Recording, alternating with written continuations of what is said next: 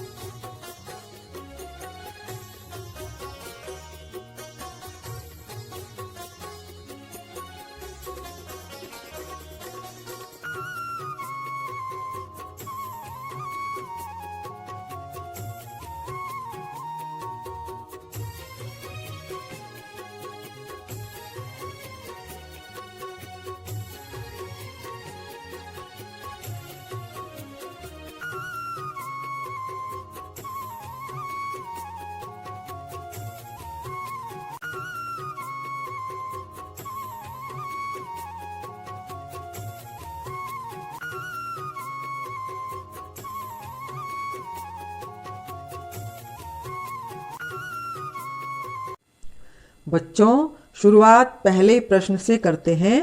पहला प्रश्न है उच्चारणम कुरुता। नीचे लिखे सभी शब्दों के उच्चारण करने हैं, जैसे उपलब्धासु, चिकित्सा शास्त्रम, भूगोल शास्त्रम, विद्यमानः, संगणकस्य वैशिष्ट्यम, वाङ्मये, अर्थशास्त्रम। तो बच्चों, आपको भी इसी तरह उच्चारण करना है। इस तरह शब्द जल्दी याद हो जाते हैं। अब समझते हैं प्रश्न नंबर 2। प्रश्न नाम एक पदेन उत्तराणी लिखता। नीचे लिखे सभी प्रश्नों के उत्तर एक शब्द में लिखने हैं। बच्चों, मैंने नीचे लिखे सभी प्रश्नों के उत्तर एक शब्द में लिखकर तैयार किए हैं। तो चलिए अब हम इन्हें पढ़कर समझते हैं। प्रश्न का है का भाषा प्राचीनतमा, अर्थात कौन सी भाषा सबसे प्राचीन है। इसका उत्तर लिखेंगे संस्कृत भाषा प्राचीनतमा, अर्थात संस्कृत भाषा सबसे प्राचीन भाषा है।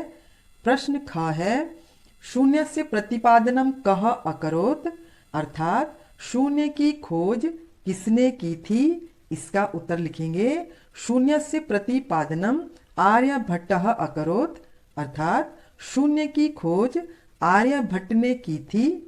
प्रश्न ग है कौटिल्येन रचितम शास्त्रम किम, अर्थात कौटिल्य के द्वारा लिखा गया शास्त्र कौन सा है। इसका उत्तर लिखेंगे कौटिल्येन रचितम शास्त्रम अर्थशास्त्रम, अर्थात कौटिल्य के द्वारा लिखा गया शास्त्र अर्थशास्त्र है। प्रश्न घ है कस्याः भाषायाः काव्य सौंदर्यम अनुपमम, अर्थात किस भाषा का काव्य सौंदर्य अनुपम है। इसका उत्तर लिखेंगे संस्कृत भाषायाः काव्य सौंदर्यम अनुपमम, अर्थात संस्कृत भाषा का काव्य सौंदर्य अनुपम है। प्रश्न अंग है कहा अभ्युदयाय प्रेरयन्ति, अर्थात कौन हमें हमारे जीवन को ऊंचा उठाने के लिए प्रेरित करती हैं। इसका उत्तर लिखेंगे संस्कृत सूक्तयः अभ्युदयाय प्रेरयन्ति, अर्थात संस्कृत में लिखी गई सूक्तियाँ हमें हमारे जीवन को ऊंचा उठाने के लिए प्रेरित करती हैं। तो बच्चों, इस प्रकार यहाँ से देखकर आप अपनी कॉपी में लिख लीजिए। अब समझते हैं प्रश्न नंबर 3। प्रश्न नाम उत्तराणी एक वाक्येन लिखता। नीचे लिखे सभी प्रश्नों के उत्तर एक वाक्य में लिखने हैं। बच्चों, मैंने नीचे लिखे सभी प्रश्नों के उत्तर एक वाक्य में इस पेपर में लिखकर तैयार किए हैं, ताकि आप आसानी से समझ सकें। तो चलिए अब हम इन्हें पढ़कर समझते हैं। प्रश्न क है संगणकस्य कृते सर्वोत्तमा भाषा का, कंप्यूटर के लिए कौन सी भाषा सबसे उत्तम मानी गई है। इसका उत्तर लिखेंगे संगणकस्य कृते सर्वोत्तमा भाषा संस्कृत, कंप्यूटर के लिए संस्कृत भाषा सबसे उत्तम मानी गई है। प्रश्न ख है संस्कृतस्य वाङ्मयम् कहे समृद्धम अस्ति, संस्कृत का साहित्य किनके द्वारा परिपूर्ण है। इसका उत्तर लिखेंगे संस्कृतस्य वाङ्मयं वेदयः पुराणयः नीतिशास्त्रयः चिकित्साशास्त्र आदिभिश्च समृद्धम अस्ति। संस्कृत का साहित्य वेदों, पुराणों, नीति शास्त्रों और चिकित्सा शास्त्र आदि से परिपूर्ण है। प्रश्न ग है, संस्कृतम किम शिक्षति? संस्कृत भाषा हमें क्या शिक्षा प्रदान करती है? इसका उत्तर लिखेंगे। संस्कृतम सर्वभूतेषु आत्मवत् व्यवहारम कर्तुम शिक्षति। संस्कृत भाषा हमें सभी प्राणियों के साथ अपने जैसा व्यवहार करना सिखाती है, अर्थात जैसा व्यवहार हम दूसरों से अपने लिए चाहते हैं वैसा ही व्यवहार हमें दूसरों के साथ करना चाहिए। संस्कृत भाषा ही हमें यह शिक्षा प्रदान करती है। प्रश्न घ है, अस्माभिः संस्कृतम किमर्थम पठनीयम? हम सबको भी संस्कृत किस लिए पढ़नी चाहिए? इसका उत्तर लिखेंगे। मनुष्यस्य समाजस्य च परिष्कारार्थम अस्माभिः संस्कृतम पठनीयम। मनुष्य और समाज के सुधार के लिए हम सबको भी संस्कृत पढ़नी चाहिए। तो बच्चों, इस प्रकार यहाँ से देखकर आप अपनी कॉपी में लिख लीजिए। अब समझते हैं प्रश्न नंबर 4। इकारांत स्त्रीलिंग शब्द रूपम अधिकृत्य रिक्त स्थानानि पूर्यतः। नीचे दिए गए इकारांत स्त्रीलिंग शब्द रूप के आधार पर रिक्त स्थानों को पूरा करना है। बच्चों, मैंने नीचे दिए गए इकारांत स्त्रीलिंग शब्द रूप के आधार पर पूरे रिक्त स्थान लिखकर तैयार किए हैं। तो चलिए अब हम इन्हें पढ़कर समझते हैं। पहला शब्द है गति। गति के प्रथमा विभक्ति के रूप इस प्रकार दिए गए हैं। गतिः, गति, गतयः। ठीक इसी के आधार पर मति शब्द के प्रथमा विभक्ति के रूप भी लिखे जाएंगे। मतिः, मति, मतयः। दूसरा शब्द है बुद्धि। बुद्धि के द्वितीय विभक्ति के रूप इस प्रकार दिए गए हैं। बुद्धिम, बुद्धि, बुद्धिः। ठीक इसी के आधार पर प्रीति शब्द के द्वितीय विभक्ति के रूप भी लिखे जाएंगे। प्रीतिम, प्रीति, प्रीतिः। तीसरा शब्द है नीति। नीति के तृतीय विभक्ति के रूप इस प्रकार दिए गए हैं। नित्या, नीतिभ्याम, नीतिभिः। ठीक इसी के आधार पर शांति शब्द के तृतीय विभक्ति के रूप भी लिखे जाएंगे। शांत्या, शांतिभ्याम, शांतिभिः। चौथा शब्द है मति। मति के चतुर्थी विभक्ति के रूप इस प्रकार दिए गए हैं। मत्यै या मतये, मतिभ्याम, मतिभ्यः। ठीक इसी के आधार पर प्रकृति शब्द के चतुर्थी विभक्ति के रूप भी लिखे जाएंगे। प्रकृत्यै या प्रकृतये, प्रकृतिभ्याम, प्रकृतिभ्यः। पांचवा शब्द है कीर्ति। कीर्ति के पंचमी विभक्ति के रूप इस प्रकार दिए गए हैं। कीर्त्यः या कीर्तेः, कीर्तिभ्याम, कीर्तिभ्यः। ठीक इसी के आधार पर गीति शब्द के पंचमी विभक्ति के रूप भी लिखे जाएंगे। गीत्यः या गीतेः, गीतिभ्याम, गीतिभ्यः। छठा शब्द है सूक्ति। सूक्ति के षष्ठी विभक्ति के रूप इस प्रकार दिए गए हैं। सूक्तेः या सूक्तयः, सूक्तयः, सूक्तीनाम। ठीक इसी के आधार पर कृति शब्द के षष्ठी विभक्ति के रूप भी लिखे जाएंगे। कृतेः या कृत्यः, कृत्ययोः, कृतीनाम। सातवां शब्द है धृति। धृति के सप्तमी विभक्ति के रूप इस प्रकार दिए गए हैं। धृतौ या धृत्याम, धृत्योः, धृतिषु। ठीक इसी के आधार पर भीति शब्द के सप्तमी विभक्ति के रूप भी लिखे जाएंगे। भीतौ या भीत्याम, भीत्यौ, भीतिषु। अंत में मति के संबोधन रूप हैं हेमते, हेमति, हेमतयः। तो बच्चों, इस प्रकार यहाँ से देखकर आप अपनी कॉपी में लिख लीजिए। अब समझते हैं प्रश्न नंबर 5। रेखांकित पदानि अधिकृत्य प्रश्न निर्माणम कुरुत।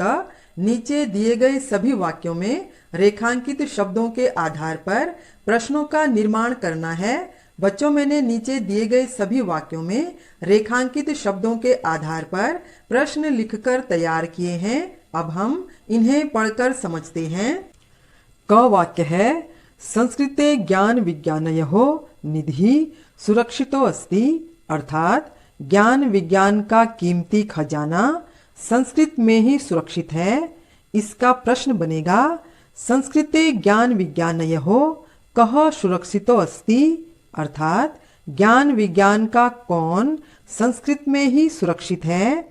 ख वाक्य है, संस्कृतमेव संगणकस्य कृते सर्वोत्तमा भाषा, अर्थात कंप्यूटर के लिए संस्कृत ही सबसे उत्तम भाषा है। इसका प्रश्न बनेगा, संस्कृतमेव कस्य कृते सर्वोत्तमा भाषा, अर्थात किसके लिए संस्कृत ही सबसे उत्तम भाषा है। ग वाक्य है, शल्य क्रियायाः वर्णनम संस्कृत साहित्य अस्ति, अर्थात शल्य क्रिया, इसका अर्थ है मनुष्य के शरीर का ऑपरेशन का वर्णन संस्कृत साहित्य में ही है। इसका प्रश्न बनेगा, शल्य क्रियायाः वर्णनम कस्मिन् अस्ति, अर्थात शल्य क्रिया, इसका अर्थ है मनुष्य के शरीर का ऑपरेशन का वर्णन किसमें है। घ वाक्य है, वरिष्ठान प्रति अस्माभिः प्रियं व्यवहर्तव्यम, अर्थात हम सबको अपने से बड़ों के साथ अच्छा व्यवहार करना चाहिए। इसका प्रश्न बनेगा, कान प्रति अस्माभिः प्रियं व्यवहर्तव्यम, अर्थात किनके साथ हम सबको अच्छा व्यवहार करना चाहिए। तो बच्चों, इस प्रकार यहाँ से देखकर आप अपनी कॉपी में लिख लीजिए। और समझते हैं प्रश्न नंबर 6, उदाहरणानुसारम पदानाम विभक्तिम वचनंच लिखत। नीचे दिए गए शब्दों के उदाहरण के अनुसार विभक्ति और वचन लिखने हैं। बच्चों, मैंने नीचे दिए गए शब्दों के उदाहरण के अनुसार विभक्ति और वचन लिखकर तैयार किए हैं। अब हम इन्हें पढ़कर समझते हैं। यथा, जैसे, संस्कृत है शब्द है, इसका मूल शब्द है संस्कृति। यह षष्ठी विभक्ति एक वचन का शब्द है। ठीक इसी प्रकार पहला शब्द है गतिः, यह प्रथमा विभक्ति एक वचन का शब्द है। दूसरा शब्द है नीतिम, इसका मूल शब्द है नीति, यह द्वितीया विभक्ति एक वचन का शब्द है। तीसरा शब्द है सूक्तयः, इसका मूल शब्द है सूक्ति, यह प्रथमा विभक्ति बहुवचन का शब्द है। चौथा शब्द है शांत्या, इसका मूल शब्द है शांति, यह तृतीया विभक्ति एक वचन का शब्द है। पांचवा शब्द है प्रीत्ययी, इसका मूल शब्द है प्रीति, यह चतुर्थी विभक्ति एक वचन का शब्द है। छठा शब्द है मतिषु, इसका मूल शब्द है मति, यह सप्तमी विभक्ति बहुवचन का शब्द है। तो बच्चों, इस प्रकार यहाँ से देखकर आप अपनी कॉपी में लिख लीजिए। अब समझते हैं प्रश्न नंबर 7, यथा योग्यम संयोज्य लिखत। नीचे दिए गए क और ख वाक्यों को जो जिसके योग्य हैं उन्हें जोड़कर लिखना है। बच्चों, मैंने नीचे दिए गए क और ख वाक्यों को जो जिसके योग्य हैं उन्हें नंबरों के द्वारा जोड़कर तैयार किए हैं। तो चलिए अब हम इन्हें पढ़कर समझते हैं। पहला शब्द है कौटिल्येन, इसके साथ जोड़ेंगे अर्थशास्त्रम रचितम, इसका अर्थ है कौटिल्य ने अर्थशास्त्र की रचना की। दूसरा शब्द है चिकित्सा शास्त्रे, इसके साथ जोड़ेंगे चरक सुश्रुतयोः योगदानम, इसका अर्थ है चिकित्सा शास्त्र में चरक और सुश्रुत का योगदान है। तीसरा शब्द है शून्यस्य आविष्कर्ता, इसके साथ जोड़ेंगे आर्यभट्टः, इसका अर्थ है शून्य का आविष्कर्ता आर्यभट्ट है। चौथा शब्द है संस्कृतम, इसके साथ जोड़ेंगे ज्ञान विज्ञान पोषकम, इसका अर्थ है संस्कृत भाषा ज्ञान विज्ञान का पोषण करती है। पांचवा शब्द है सूक्तयः इसके साथ जोड़ेंगे अभ्युदयाय प्रेरयन्ति। इसका अर्थ है संस्कृत की सूक्तियाँ हमें हमारे जीवन को ऊंचा उठाने के लिए प्रेरित करती हैं। तो बच्चों इस प्रकार यहाँ से देखकर आप अपनी कॉपी में लिख लीजिए और यहाँ पर हमारे प्रश्नों के उत्तर भी पूरे हो चुके हैं। तो बच्चों अभी हमने पाठ 13 अमृतम संस्कृतम के प्रश्नोत्तर अलग अलग तरीके से हल किए। इस तरीके से पूरा पाठ अच्छे से समझ में आ जाता है और इस प्रकार हमारे दिमाग का अभ्यास होता है, हमारा ज्ञान बढ़ता है, हमारा दिमाग तेज होता है और हम जीवन में आगे बढ़ते हैं। जिस प्रकार हमारे शरीर के लिए व्यायाम जरूरी है उसी प्रकार हमारे दिमाग के लिए अभ्यास जरूरी है। तो बच्चों मुझे भी आप लोगों के साथ पढ़कर अच्छा लगा। तो चलिए फिर मिलते हैं पाठ 14 के प्रश्नोत्तर के साथ। तो मैं उम्मीद करती हूँ कि अब आपको पूरे पाठ के प्रश्न उत्तर अच्छे से समझ में आ गए होंगे। अगर आपको ये वीडियो पसंद आया हो तो लाइक और सब्सक्राइब जरूर करें और अगर कहीं पर कुछ समझ में नहीं आया हो तो कमेंट्स जरूर करें ताकि फिर आपको समझा सकूं। तो अब मैं आपसे विदा लेती हूँ, फिर मिलते हैं अगले वीडियो में। तब तक आप खुश रहिए, मस्त रहिए। धन्यवाद।